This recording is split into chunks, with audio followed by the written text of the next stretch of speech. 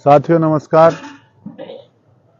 आज हम एक महत्वपूर्ण मुद्दे पर लाइव आए हैं और हमारा जो अति पिछड़ा आरक्षण सत्याग्रह चल रहा है इसका आज 66वां दिन है और 66 दिन से हम लोग यहाँ पर दिन रात अपने आरक्षण की मांग को लेकर, अधिकारों की मांग को लेकर, अति पिछड़े समाज को लेकर बैठे हुए हैं। और आज भगवान श्री राम की प्राण प्रतिष्ठा हुई है। बहुत खुशी का, गर्व का दिन है देश के लिए कि राम भगवान की आज प्राण प्रतिष्ठा हुई है। लेकिन जो भगवान राम को पार उतारने वाले लोग, केवट समाज के लोग, जिन्होंने भगवान राम को नदी से पार उतारा था जब भगवान को वनवास में जरूरत पड़ी और भगवान के पास, राम जी के पास उतराई भी नहीं थी, तो केवट जी ने उतराई भी नहीं ली थी। हम उसी वंश के लोग हैं और भगवान राम का आज प्राण प्रतिष्ठा भी हो गई, मंदिर भी बन गया। लेकिन इस समाज जिसने पार उतारा था भगवान राम जी को, उनको आज तक उनका हिस्सा नहीं मिला।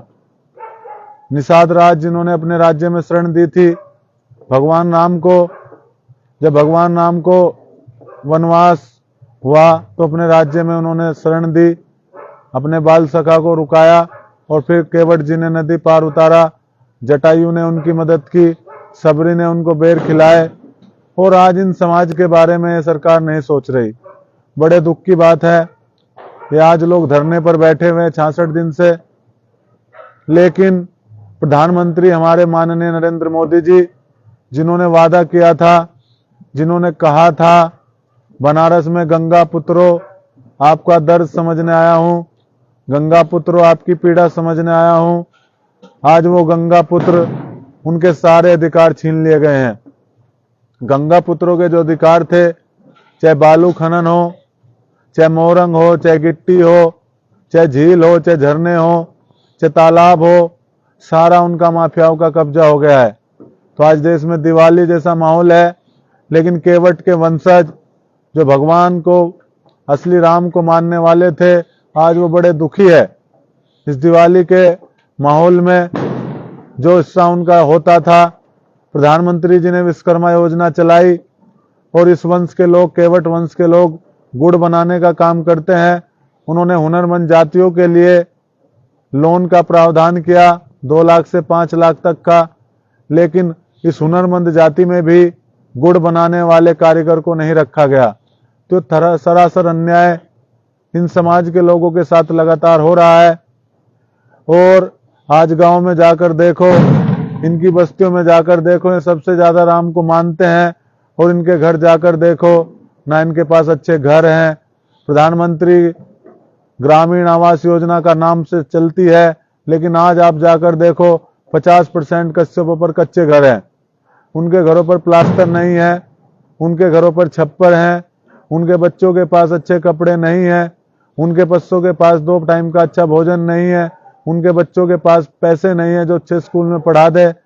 तो हम लोग मांग करते हैं इस देश की सरकार से, माननीय नरेंद्र मोदी प्रधानमंत्री जी से, उत्तर प्रदेश के मुख्यमंत्री योगी आदित्यनाथ जी से, देश के गृह मंत्री अमित शाह जी से, कि जिन्होंने हम लोगों से वादा किया था, बार बार कहा था कि इनका अधिकार दिया जाएगा, तो वो अधिकार देने का काम करें और हमारे समाज के जो हिस्सा है, वो जो जातियों का हमारा हिस्सा है वो दे। तब जाकर देश में राम की परिकल्पना पूरी होगी, भगवान की परिकल्पना पूरी होगी। बिना केवट के, बिना निषाद राज के भगवान राम की परिकल्पना करना अधूरा है। अगर आज ये दिवाली मनाई जा रही है, ये दिवाली तब पूर्ण होगी जब केवट को, जब मल्लाह को, जब निषाद को, जब बिंद को, जब कश्यप को, जब कहार को, इन जातियों को इनके अधिकार मिल जाएंगे। उसको लेकर हम 66 दिन से धरने पर बैठे हुए हैं और ये धरना लगातार चलता रहेगा।